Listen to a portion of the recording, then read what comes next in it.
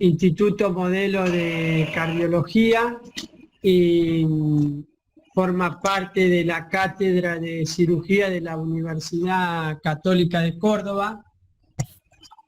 Daniel tiene mucha experiencia en enfermedades colónicas y cirugías colónicas, así que va a ser, nos va a dar un aporte importante para el manejo de la enfermedad diverticular complicada y sobre todo en estos casos que hay un gris de estas enfermedades diverticulitis recurrentes que nunca terminan siendo muy severas. ¿Qué mirada tienen ellos desde la cirugía? Así que bienvenido y gracias por participar, Daniel. Bueno, muchas gracias por la invitación a la asociación, a los directores, al doctor Ezequiel Bori, al doctor Fabricio Franco, muy organizado lo veo, la verdad que no me sorprende, la verdad que lo esperaba así, pero me alegra que la organización tiene el programa, como lo van haciendo completo y bueno, me da un orgullo poder participar y una mirada diferente probablemente de las que estamos acostumbrados, más allá que convivimos en todos los hospitales, ¿no es cierto? Con Ezequiel nos conocemos también hace bastante. Y bueno, y este tema es muy interesante y la verdad que es muy forma parte realmente de lo que es el arte de la medicina, porque es adecuar el tratamiento al paciente que tenemos enfrente. No es una regla que para todos sea igual. Bueno, paso a compartir la pantalla. Espero que sea entretenida, me pueden interrumpir en cualquier momento, ningún problema. Yo les cuento que yo hago cirugía general, como dijo Ezequiel, hago mucho de coloproctología, pero también hago de cirugía de esófago gástrica y de vías biliares. Soy coordinador de cirugía en el Hospital Príncipe de Asturias, soy cirujano de planta en el módulo de cardiología, en la Clínica Regional de San Francisco, y soy docente de la Cátedra de Cirugía de la Universidad Católica. Bueno, el tema de los divertículos, hacemos un paso muy ligero, recordando que los divertículos en general en el colon son pseudodivertículos, no poseen todas las capas de la pared. La pared colónica siempre va a estar compuesta por mucosa, submucosa, la muscular que va a tener una circular y una longitudinal, la longitudinal está agrupada en las tenias y va a tener una serosa. Los divertículos se van a formar en general por un problema de presiones que van a hacer que se extruyan entre las fibras musculares, la capa mucosa, submucosa y se junten con la serosa sin la capa muscular. Entonces serían unos pseudodivertículos, como en el resto del aparato digestivo, lo cual las hace lugares donde tienen más facilidad para perforarse. En general es una enfermedad adquirida. Muy pocos son los divertículos congénitos, como el divertículo de Meckel, que no sería parte de esta charla. Y está, bueno, lo que mencionamos recién, la hernia que se produce de la mucosa a través de las fibras musculares van a dejar una situación anatómica que es muy, digamos, le va a facilitar el camino a que una inflamación escale a una perforación. En general vamos a hablar de microperforaciones cuando hablamos del fenómeno inflamatorio. La incidencia ya es progresiva y esto estoy repasando, o sea, estoy diciendo cosas que probablemente ya todos sabemos, pero bueno, las voy actualizando, las voy mencionando para llegar al punto más importante de esta charla, que es la visión quirúrgica. La incidencia de este problema aumenta con los años. Ahora se está viendo que, de acuerdo a las publicaciones que hay muchísimos sobre diverticulitis, está descendiendo el inicio de la presentación. Antes era una enfermedad de ancianos, ahora cada vez se presenta en personas más jóvenes. Ahí tenemos unos porcentajes como para tener alguna publicación, pero hay muchas publicaciones y esto es muy variable, pero las menos son debajo de los 50 años. Más allá de que yo creo que todos estamos conviviendo con personas cada vez más jóvenes, con un fenómeno inflamatorio diverticular. La gran mayoría de la situación anatómica de poseer un divertículo en el colon, hasta un 80% va a ser asintomático, o sea, la gran mayoría, por más que lo detectemos, no va a tener consecuencias sobre su vida. Un pequeño porcentaje va a tener digamos, la complicación de la enfermedad diverticular con sangrado, que en general van a ser muy abundantes, muy groseras, pero suelen ser la gran mayoría autolimitadas. En algunas ocasiones, como cuando se combinan las cosas, es un enfermo que tiene edad avanzada, esa edad avanzada en general no se acompaña de una sola patología, sino que además de la enfermedad diverticular se va a presentar con problemas cardíacos, con problemas renales, en algunos casos van a estar anticoagulados, y entonces ese porcentaje que tenga una complicación de sangrado sobre su enfermedad diverticular puede terminar en una cirugía de urgencia que va a ser muy agresiva. Pero bueno, eso va a ser un porcentaje bastante pequeño de los enfermos.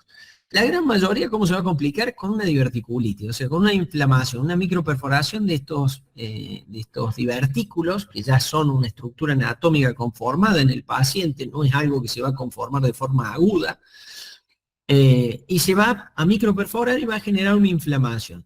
Esa inflamación, acá lo mismo nos traslademos también a pensar en el apéndice. Esto pasa exactamente lo mismo. Hay características del paciente, hay características del germen que está involucrado en la inflamación, en esta microperforación, y hay características de la capacidad de defensa de ese paciente sobre este problema en principio localizado. Si el germen es muy agresivo, esto va a redundar en un episodio agudo importante. Si la perforación pasa de ser micro a ser macro, va a pasar a ser un absceso, y en algunos casos ese absceso va a pasar a una peritonitis. ¿Siempre pasa esto? No. En muchas ocasiones el organismo, la capacidad de ese paciente de pelear con esta inflamación, la va a bloquear. Y en algunos casos va a generar el absceso, y en algunos casos ni siquiera el absceso lo va a generar, y va a generar una inflamación que en los reiterados episodios se va a volver crónica. La mayor incidencia de perforación en las diverticulitis se va a producir en los primeros episodios. En la medida que se va reiterando el episodio de inflamación, es difícil que se perfore a cavidad libre. Lo más probable es que haga un absceso localizado, o que haga un esclerolipoma, o que termine en una fístula, de acuerdo a la configuración anatómica donde se inflama el colon y el órgano que tenga cerca. Supongamos, si estos episodios reiterados se presentan en una paciente que está histerectomizada, el colon se nos va a apoyar sobre la vagina y va a ser muy sencillo que se fistulice. Si es un paciente varón, supongamos, el colon se va a posicionar sobre la vejiga, y como la vejiga tiene una pared gruesa, es difícil lograr la fístula, necesita mucho tiempo y mucho proceso inflamatorio. En el medio vamos a tener las otras complicaciones menores, que van a ser la estenosis y el engrosamiento de pared con dificultades del tránsito. La epidemiología, bueno, volvemos. Por ahí me voy por la rama con alguna explicación, pero la diapositiva nos mantiene en el tema, en la estructura del tema. 10 al 20% van a ser diverticulitis. Un pequeño porcentaje se va a hospitalizar. ¿Por qué? Porque la gran mayoría, el primer episodio es probable que el paciente no conozca su enfermedad y la deje pasar, deje que progrese el dolor. Entonces, cuando nosotros lo vemos, necesitamos revertir todo ese tiempo que se perdió en el medio de combatir esa inflamación, esa infección, y el paciente termina en ese primer episodio probablemente internado. Cuando repite estos episodios, porque vimos que ya los porcentajes son importantes de recurrencia, estamos hablando de un 30%, hay publicaciones que dicen más, 40%, hay otras que dicen menos, pero estamos hablando de un número grande, va a tener una recurrencia, y el paciente en general en esa primera internación aprende. Entonces la segunda vez que le pasa, ya el inicio lo sospecha y lo empieza, o consulta, o se empieza a automedicar precozmente. Y entonces el episodio no pasa a mayores, no vuelve a ser internado probablemente ese paciente. En algunos casos sí, por supuesto. Bueno, las complicaciones que hablamos, y bueno, yo me falta mencionarles una complicación que es la colitis segmentaria, que es algo que no hace mucho tiempo que se describe, pero actualmente ese segmento de colon, que generalmente es más frecuente, el sigmoides, va a producir una inflamación, un engrosamiento de la pared y una colitis segmentaria a consecuencia, que está asociada a esos divertículos. Y que el tratamiento, digamos, es importante, y a veces requiere la reiteración de los episodios y las complicaciones de una cirugía. ¿Cuáles son los factores que probablemente contribuyen a que se desarrollen estos divertículos en los pacientes?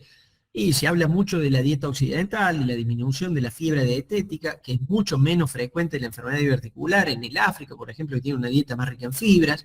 La genética sin duda va a poner su aporte, la disminución de la actividad física, pacientes constipados, con algunos problemas, ya vamos a ver, especiales, la edad y la obesidad. La acumulación de elastina va a hacer que la pared sea más débil, va a disminuir el colágeno, la hipertrofia muscular por esas presiones, esa materia fecal más dura, esos compartimientos cerrados en las austras, que van a aumentar mucho la presión, van a producir estas herniaciones de la mucosa que hablábamos sobre la muscular. Hay algunas situaciones especiales que son pacientes con problemas de colágeno, como el síndrome de Marfan, el Ehlers-Danlos. El consumo de antiinflamatorios tiene una leve asociación, el de opioides, no se sabe si directamente por los opioides o por la constipación, pero digamos, se lo puede relacionar. Los esteroides, la condición de HIV y la quimioterapia en pacientes oncológicos. No hay publicaciones que claramente demuestren que la relación está con las nueces, con el maíz, con el pururú, la cafeína, el alcohol. Eso no está demostrado, o sea que muchas veces se dan esas indicaciones que son más de sentido común que de base científica. Con respecto al diagnóstico, siempre va a ser un paciente que se va a presentar con un dolor abdominal, con un abdomen agudo. La ubicación más frecuente va a ser el cuadrante inferior izquierdo, pero no olvidemos que la estructura anatómica también varía en los pacientes. Hay veces que tienen un dólico colon, el colon sigmoide se apoya hacia la derecha, y no va a faltar el caso en que uno se confunda un síndrome fosílica derecha con una diverticulitis. Por eso, uno de los métodos ideales que como lo ponemos acá, para el diagnóstico es la tomografía, que eso queda claramente a la vista en estos casos. Ni siquiera es necesario muchas veces el contraste. La defensa y los signos peritoneales son acompañantes del proceso inflamatorio del colon, y en algunas ocasiones, sobre todo en las primeras, en los debuts de esta enfermedad, que progresa más la enfermedad antes de que consulte el paciente, se suelen acompañar de fiebre, a veces de náuseas y vómitos, cuando esta inflamación logra cerrar la luz intestinal o inflamar o causar el hilio regional sobre la zona inflamada. Y en la parte, y pensando ya en los episodios reiterados en una situación crónica, muchas veces la luz intestinal queda estenosada, o el aposicionamiento del colon, que queda con esta inflamación adherido a estructuras vecinas, queda acodado, sin que la luz esté completamente cerrada, pero sí el codo que genera sobre las estructuras adyacentes le pueden dificultar el tránsito. Y esto trasládenlo el pensamiento cuando hacen la colonoscopia en pacientes con reiterados episodios de estas inflamaciones. La urgencia urinaria en general se da cuando hay una inflamación que está muy cerca de la vejiga. En esto pensemos también cuando crónicamente se va posicionando sobre la vejiga y se va generando esa fijación del colon a la vejiga y posteriormente la fístula.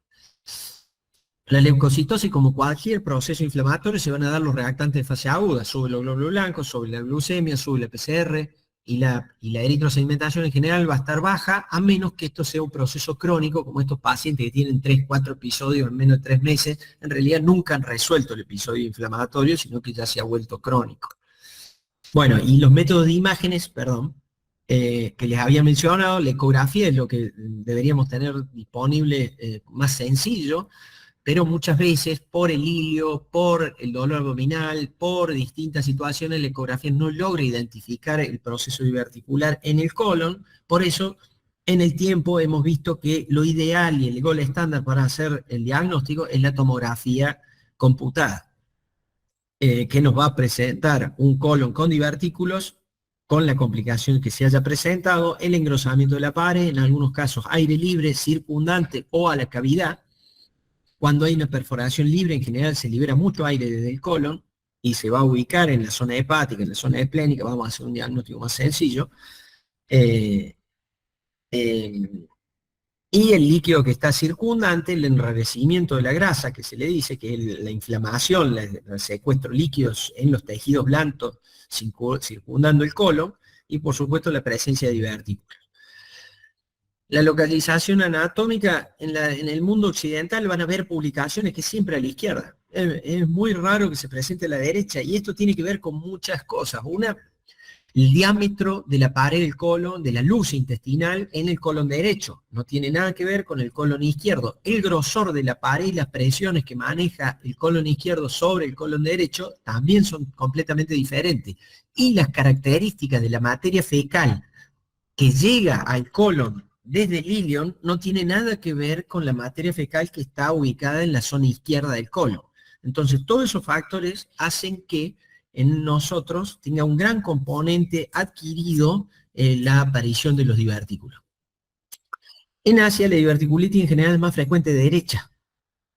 Y suele presentarse en pacientes jóvenes y suelen ser menos complicadas. Y es más frecuente que se complique con sangrado que con inflamación.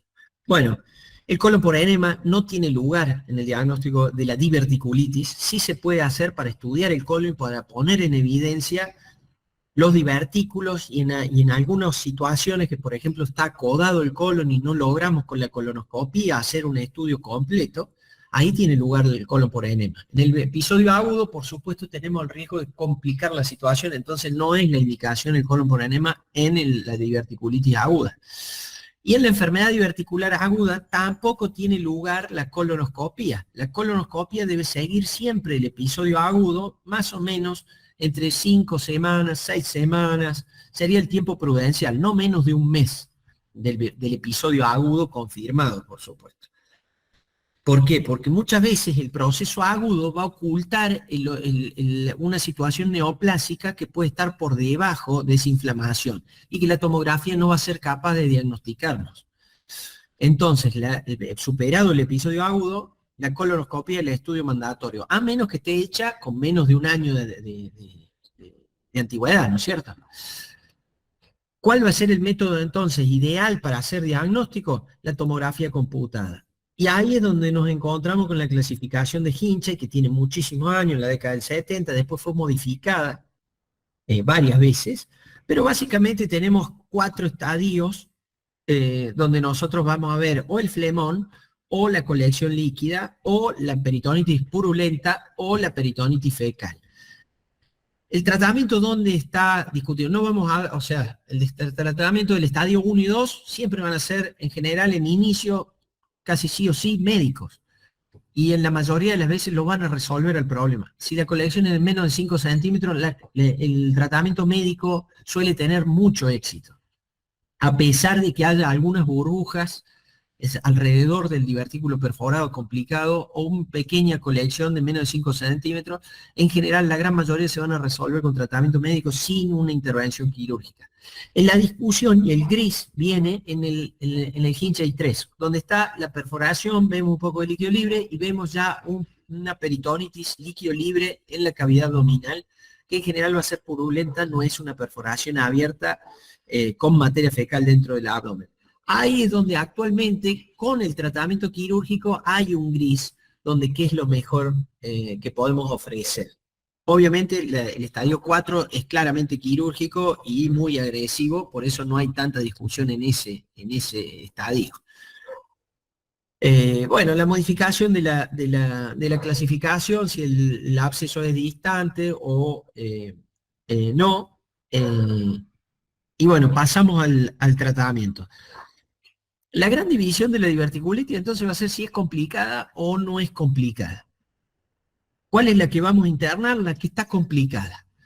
¿Con qué complicada? Con la perforación, con el absceso, la obstrucción o la fístula.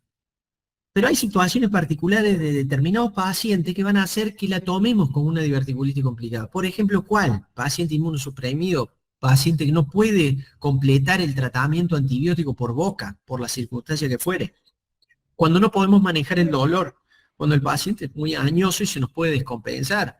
Y en este momento, en este punto, pensemos también en las situaciones de acuerdo al hospital donde estamos. Hay lugares donde son inaccesibles, o viven muy lejos, no va a tener acceso a la medicina, no puede venir rápidamente y si se complica. En esos pacientes el tratamiento ambulatorio no existe, ese paciente tiene que quedar internado. Las comorbilidades que se nos pueden descompensar siempre van a ser parte de la decisión en cada paciente. Ni hablemos si el paciente está con una respuesta inflamatoria sistémica, que en este caso, como tenemos foco, va a ser una sepsis. Y por supuesto en el paciente donde ya intentamos el tratamiento médico, pero no tuvimos mejoría en un tiempo corto, o sea, 24 48 horas no hay mejoría, el paciente es pasible de otro tipo de tratamiento más agresivo. Cuando lo tenemos internado, ¿qué vamos a hacer? Vamos a dar antibiótico endovenoso, que esto está discutido en los primeros estadios. En el estadio 1 está discutido la indicación de antibiótico, eso no lo voy a discutir, no me voy a explayar ahora, pero bueno, en general lo habitual es darle tratamiento antibiótico que cura gérmenes, bacilos gram negativos y anaerobios, darle analgésico porque ese es el motivo de consulta más importante de estos pacientes y por supuesto una buena hidratación porque en general la dieta ha tenido problemas en el transcurso del dolor y la consulta. Nosotros anulamos la dieta cuando lo internamos porque lo hidratamos en forma parenteral y le dejamos consumir algún tipo de líquidos. Si tiene un absceso o una colección, que suponemos absceso de 3, 4 centímetros, en general iniciamos el tratamiento médico y vemos la respuesta. En 24 o 48 horas se puede reevaluar y ahí ver cómo se... Si el absceso va a tener más de 5 centímetros, en general va a fracasar el tratamiento antibiótico. Elegiremos de acuerdo al paciente la posición del absceso y la accesibilidad a la cirugía mini invasiva si le podemos hacer un drenaje percutáneo. Cuando no podemos hacer el drenaje percutáneo, sin duda vamos a tener que ir a una cirugía de emergencia. Esa cirugía que puede ser laparoscópica o abierta. Los dos tipos de cirugía, nosotros siempre tenemos que priorizar solucionar el problema al paciente. Entonces, si tenemos disponibilidad, experiencia y los medios para poder hacer una cirugía laparoscópica, va a ser lo mejor. Ahora, si no disponemos de eso, lo mejor es operarlo en forma convencional. Bueno, la repetición de la tomografía no debe ser un límite para nosotros. Si nosotros vemos que el paciente se complica, vemos que el paciente no va mejorando su condición, o alguna situación nos hace percibir que esto no está llegando a buen puerto, nosotros debemos adelantar el control tomográfico para tomar una decisión más correcta. Pero si el paciente, por el contrario, va mejorando, mejora los síntomas, desaparece el dolor, que en los pacientes que van a mejorar en general rápidamente desaparece el dolor, podemos insistir y dilatar un poco esa segunda evaluación tomográfica para un tiempo posterior. Bueno, van a encontrar 1000 publicaciones. Este es un tema muy interesante y cada centro va actualizando sus formas de tratamiento. Lo que sí les puedo decir que esto del 2002 al 2010, al 2024 ha cambiado muchísimo. La incidencia va aumentando, ya no solo de ancianos, eso lo habíamos mencionado. Las internaciones aumentan, pero disminuyen las cirugías. Significa que lo estamos diagnosticando mejor, estamos teniendo pacientes que responden mejor al tratamiento médico y cada vez tenemos más opciones mínimamente invasivas para ofrecerle al paciente. Y ya vemos que funcionan. Y la cirugía resectiva, en general, superado el episodio, que es lo que venimos hablando, que la gran mayoría ya no se opera en esa primera internación, sino que se trata médicamente, llega en un contexto de una enfermedad crónica, con una, digamos, individualización de las indicaciones. ¿Cuándo operar y qué cirugía ofrecer? Es lo que, digamos, nos ocupa a nosotros como, no solo como cirujano, como gastroenterólogo también, porque es un paciente que es conocido del médico gastroenterólogo, que tiene consulta frecuente y que esto lo va peleando mucho tiempo. Entonces, cuando el paciente tiene una situación de complicación, es más sencillo por ahí decirle que se tiene que operar. Pero el problema es cuando no está complicado, ¿cuándo decirle que se tiene que operar? ¿Por qué? Porque la cirugía de emergencia y la cirugía electiva son dos mundos distintos. Ya le voy a mostrar de videos. No sé si hay otro micrófono habilitado que me está que están hablando. Hay dos situaciones distintas. Dentro del abdomen, la cirugía que nosotros podemos ofrecer es totalmente distinta si es una situación crónica y evolucionada a que no lo sea o a que sea de emergencia. ¿Qué opciones tenemos? Mini invasiva, el drenaje del absceso. ¿Cuál es la opción a eso? Si no tenemos drenaje percutáneo, no tenemos la ubicación ideal para colocarlo, no tenemos los medios, no tenemos la persona que lo haga, la opción es la cirugía mínimamente invasiva, o sea, la cirugía laparoscópica, que eso va desde el lavado laparoscópico, que hoy es un tema de discusión y de experiencia en algunos centros. Puntualmente yo no estoy muy de acuerdo, pero de nuevo, hay que individualizar la situación. No es lo mismo que estemos hablando de un paciente joven de 45 años con una peritonitis purulenta, a que estemos hablando de un paciente de 90 años con muchas taras y que se presenta con la misma peritonitis purulenta. En ese paciente de 95 años, un lavado laparoscópico, un control con drenaje, si tiene éxito, por ahí le asegura una supervivencia con buena calidad de vida, que en un paciente de 40 años no va a ser la misma situación. Entonces, creo que uno tiene que tener estas opciones en mente e ir indicando de acuerdo a la mejor situación que le podamos ofrecer al paciente. Después, si vamos a resecar, ¿qué vamos a hacer? Vamos a resecar el segmento de colon y lo vamos a unir al intestino para no dejar un ostoma, o lo vamos a resecar y vamos a dejar protegida esa unión intestinal con un ostoma. Esa es otra de las dudas que se van a presentar de acuerdo al caso.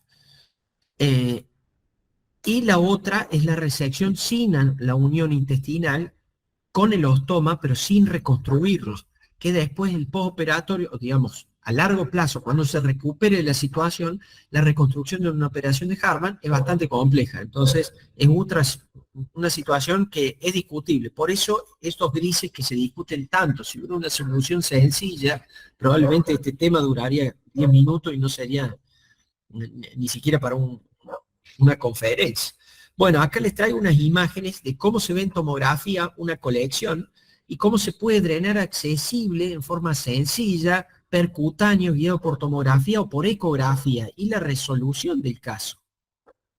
En algunos pacientes, en forma crónica, se resuelve, pero deja una fístula, que es la fístula enterocutánea, es una situación compleja. Esta misma fístula se puede derivar a la vejiga y va a ser el paciente típico diagnóstico de la fecaluria y la neumaturia. Y en un colon por enema, por ejemplo, o en una tomografía con contraste, lo podemos llegar a diagnosticar. La cirugía electiva en los pacientes no complicados. Este es un gran tema para la gastroenterología y para la cirugía, porque es difícil elegir el momento. Antes teníamos se publicaron, que si ustedes lo van a revisar, lo van a encontrar perfectamente, guías donde se decía que el paciente que tuvo un episodio grave debería ir a cirugía después resectiva, en forma electiva si lo ha superado ese episodio agudo. Después salió otra guía donde decía que después del segundo episodio, sin importar qué tan grave o a qué paciente le había pasado, teníamos que ir a una cirugía electiva. Y muchas veces ocurría que nos encontramos con un paciente que estaba sano, que había perdido los síntomas y que había pasado más de un año sin del segundo episodio. Entonces, indicarle la cirugía por una guía a ese paciente no cuadraba. Bueno, esto ahora cambió y ahora la guía, son varias sociedades las que publican guías, que las van a encontrar una sociedad europea, la sociedad americana, pero todas van coincidiendo en general, con breve tiempo de distancia, en que esto es una enfermedad que hay que valorarla individualmente. Hay que valorar qué paciente tenemos enfrente. Es un paciente que ha tenido muchos eventos, qué tan severos han sido. El paciente crónico que va a cirugía, en general uno le palpa el colon, es un colon que se vuelve duro, se vuelve rígido, siempre tiene síntomas, nunca los pierde completamente. Entonces, ese paciente no hay duda que debería ir para mejorar su calidad de vida, ir a una cirugía programada donde podemos tener una anastomosis en el mismo momento, y el postoperatorio en general con el fast track que se hace ahora puede ser corto y el paciente recuperar su vida rápidamente. Pero hay pacientes donde esta situación no es así. Un paciente estuvo recordando un episodio el último verano y ahora tiene un dolorcito y por eso viene a consultar. Ese paciente no es el que debería ir a cirugía, sino el que debería controlarse, hacerle algunas recomendaciones dietéticas, de medidas higiénico-dietéticas y controlarlo. Pero hay pacientes que, bueno, van a venir porque no toleran esa molestia, esa sensación de presión, esa dificultad para el tránsito intestinal, o que tienen viajes, o que simplemente le tienen mucho miedo a un ostoma, que es altamente probable en un contexto inflamatorio agudo. Ese paciente, en general, si uno lo valora, también puede llegar a terminar en una cirugía electiva. ¿Qué pasa, por ejemplo, en un paciente con una cirugía electiva? Este es un paciente que había tenido 3 episodios de diverticulitis, los últimos 2 en un periodo de menos de 2 meses. En realidad, este paciente no había resuelto su diverticulitis en el segundo episodio y persistían los síntomas por más que habían pasado 2 meses. Y viéndolo al colon, uno entiende cómo esta inflamación crónica no la va a resolver. Y a la larga o a la corta termina en una cirugía. Y si es programada, esa cirugía no le va a alterar tanto la vida al paciente y le va a dejar una buena calidad de vida. Acá si vemos en la foto, esta es una cirugía laparoscópica donde después de descender el ángulo esplénico, el colon descendente y el sigmoides está seccionado en la unión colorectal y está exteriorizado por una incisión de Pfannstiel, como la de la cesárea ahí suprapúbica. Ustedes pueden ver aquí que el colon está sano. Este tejido es normal. Y aquí comienzan esos divertículos patológicos. Probablemente para arriba, o sea, hacia el colon transverso, también tenga algunos divertículos. Pero ya con este tejido uno se da cuenta que es un colon sano, que el diámetro es bueno. Es difícil que tenga complicaciones sobre este tejido. Ahora, sobre este tejido donde vemos que los diámetros son pequeños, la estructura es rígida, es fuerte, la pared es gruesa, el meso ya está inflamado, ya está formado el esclerolipoma sobre el colon y se ven estos divertículos. Esta zona no se va a desinflamar más, por más que le demos 3 años de antibiótico.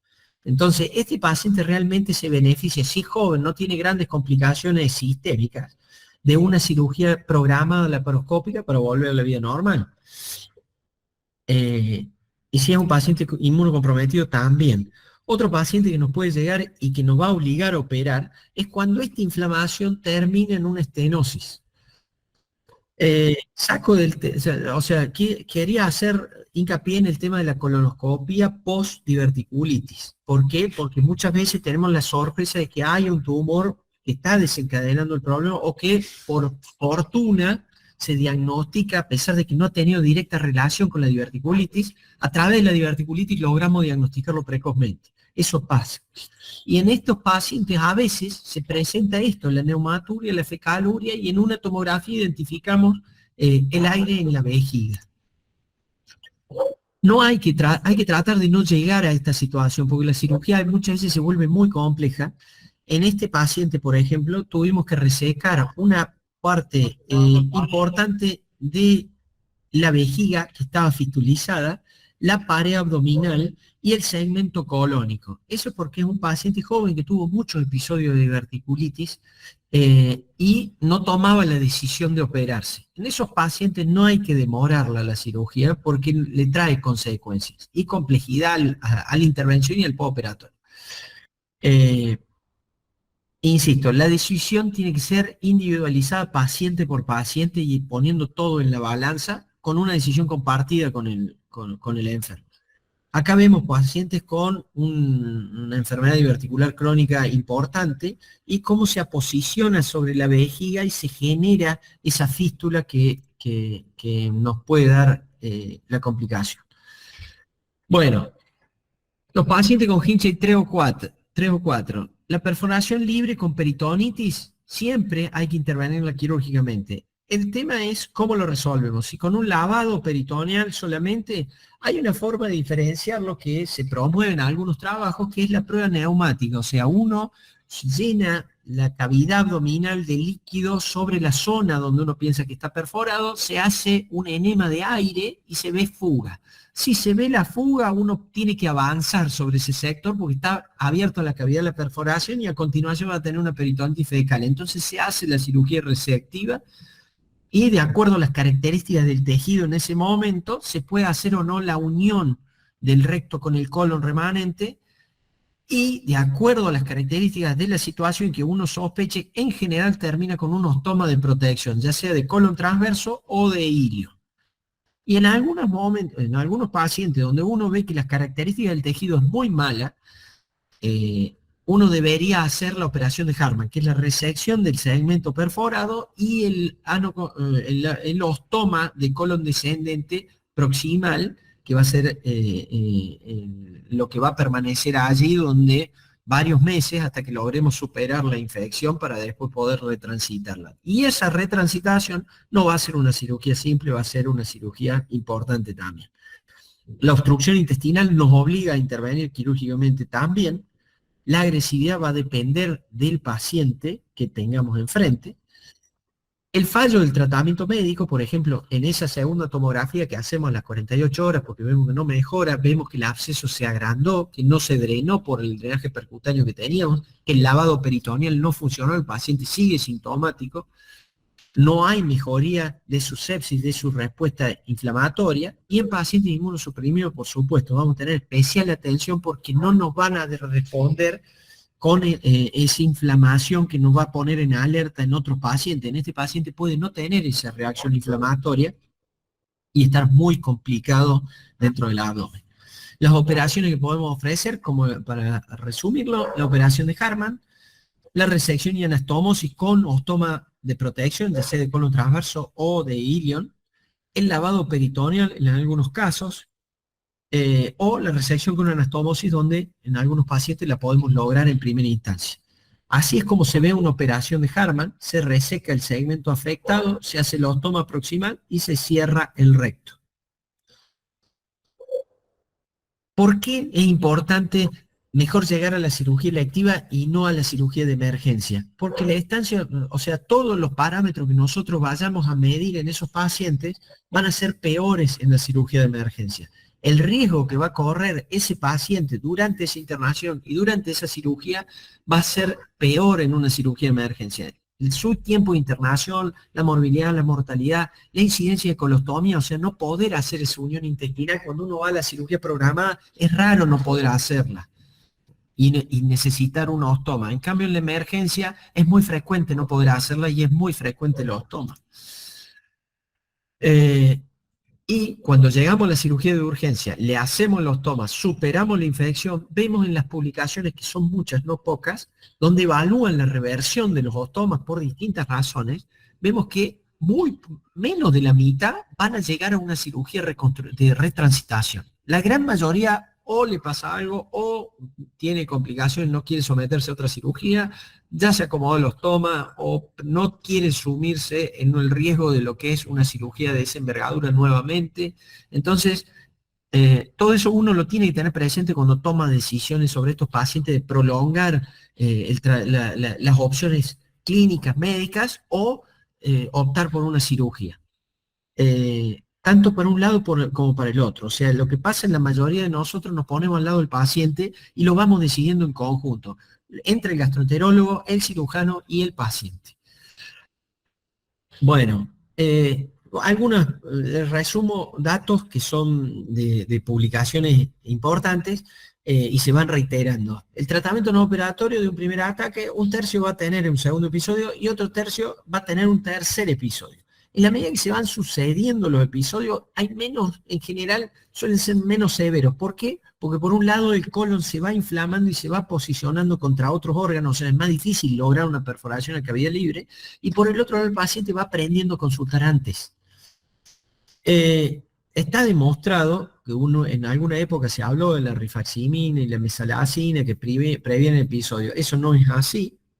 Lo que sí les digo, que a mí me da la impresión como que todos estamos tratando, miramos esta enfermedad, la agrupamos y la mencionamos como la misma cosa, pero probablemente nosotros muchas veces vemos pacientes con distintas características que sin duda tienen esta patología, pero en algunos es más importante el componente inflamatorio, en otros es más importante el componente infeccioso, en otros es más importante la dieta o la sintomatología, el umbral bajo del dolor. Entonces, digamos, no siempre es el mismo paciente y estamos hablando de la misma enfermedad. Entonces, generalizar la rifaximina para todos los pacientes, y no, claramente en las publicaciones no lo demuestran en funciones, pero quizás hay algunos pacientes donde una dosis de rifaximina se beneficia de eso.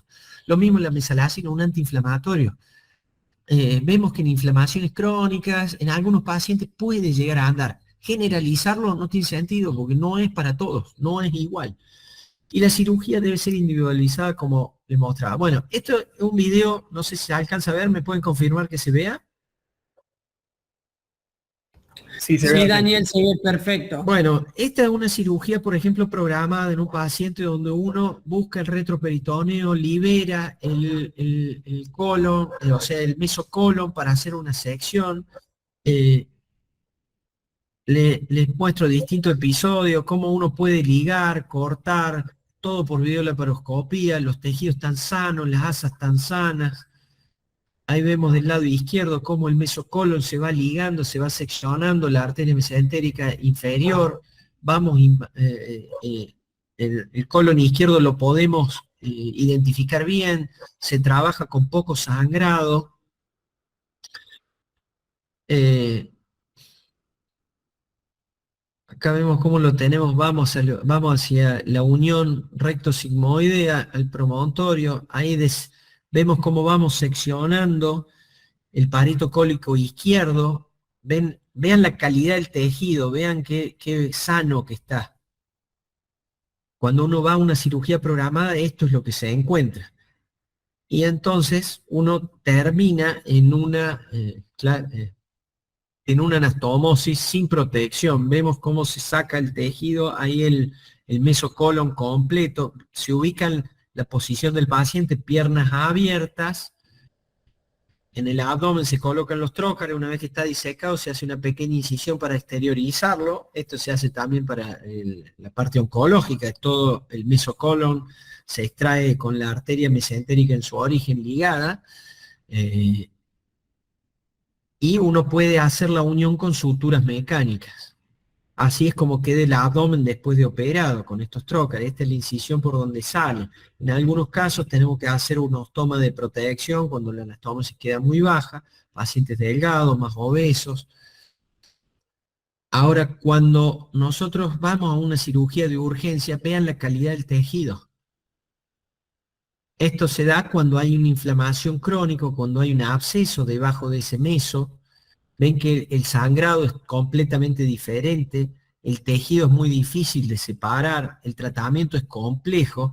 Este paciente puntualmente tenía una fístula, ahí estamos viendo hacia la pelvis, cómo se va el sigmoide, tenía una fístula colovesical donde vamos a ver que acá está toda fibrosada y vemos que, como por ejemplo, ven cómo la pinza no puede penetrar en el tejido, no puede quemar. Claramente este paciente después terminó en cirugía abierta porque no podíamos progresar con este instrumental. Y este paciente cuando tiene estos tejidos, este tipo de enfermedad, uno no puede hacer la anastomosis sobre ese tejido, porque ese tejido va al fracaso. Entonces, en estos pacientes es donde se hace la cirugía de Harman. Se hace se sale del problema para trasladar una anastomosis que puede ser de riesgo a unas mejores condiciones del paciente y del tejido. Conclusión, la diverticulitis no es una enfermedad solo del añoso.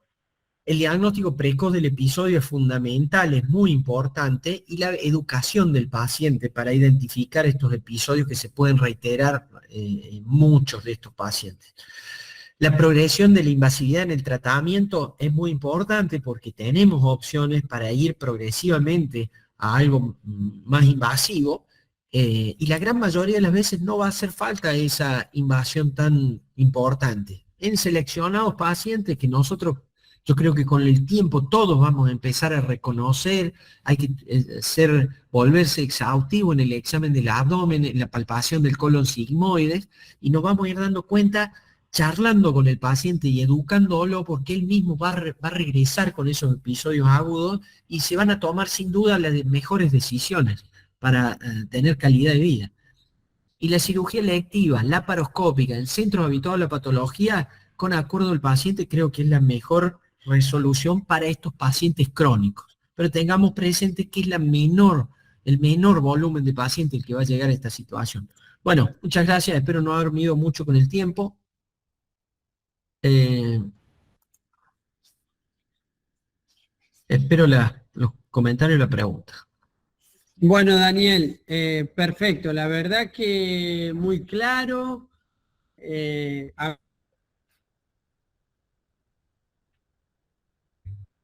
Hablar de todo lo que No se te escucha mucho es ese. el del día a día dentro del consumo.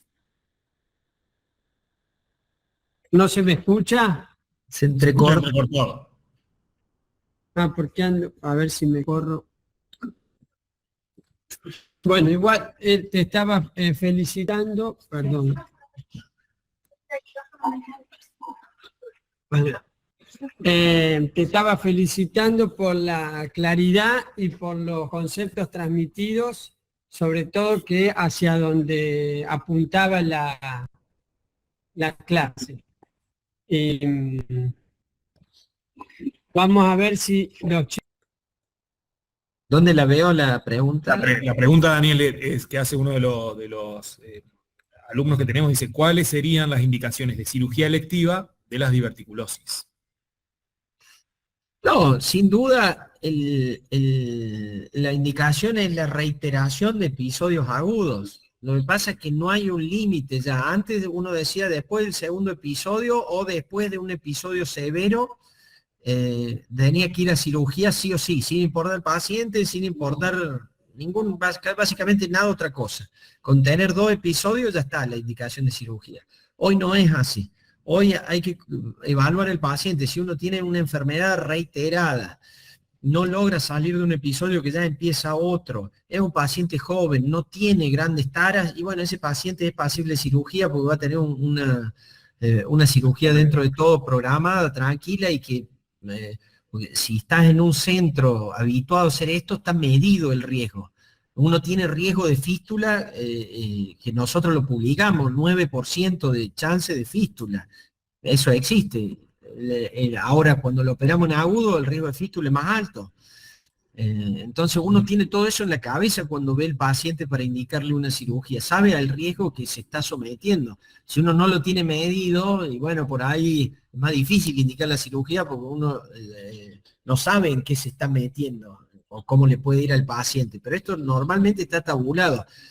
Y las características del paciente son las que determinan la agresividad. Si yo tengo un paciente de 90 años y tiene un episodio por año, y bueno, yo a ese paciente probablemente no le indique la cirugía.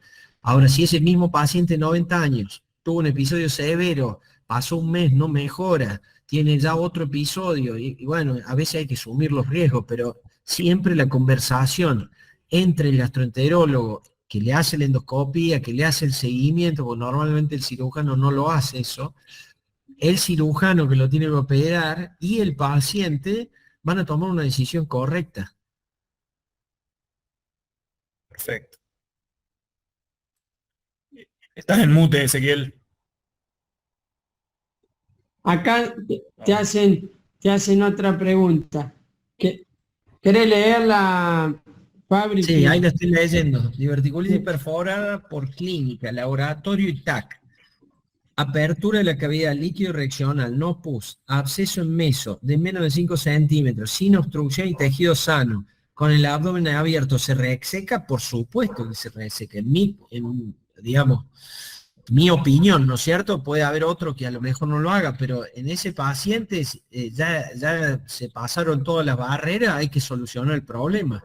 No llegamos hasta ese punto para cerrar el abdomen y dejar un drenaje. Estamos hablando del abdomen abierto ya. Una cosa es la laparoscopia, donde uno le puede dar una opción más de drenar el absceso, dejar un drenaje y controlarlo, lo cual hay que seleccionar muy bien el caso porque un 40% va a fracasar. Pero una vez que el abdomen está abierto, ya está. Ya le dimos la invasión más grande que le podíamos dar. Si en ese caso no solucionamos el problema, digamos, tener que volver a abrir el abdomen sería una mala decisión, me parece. Bueno, ¿Estamos? ¿alguna pregunta? ¿Hay alguna pregunta más, Fabri? No, por lo menos no hay nadie en cola y le respondimos al Doc Paredes y no hay nadie más escribió una pregunta. Yo creo que estamos en condiciones de pasar a la última exposición, obviamente agradeciéndole enormemente al Doc Napolitano. Gracias, Daniel. Gracias a ustedes. Los felicito por la reunión y las charlas y la organización que tienen. Mando Gracias, un abrazo Daniel. a todos y saludo a todos los participantes. Gracias. Saludos, Daniel, un abrazo.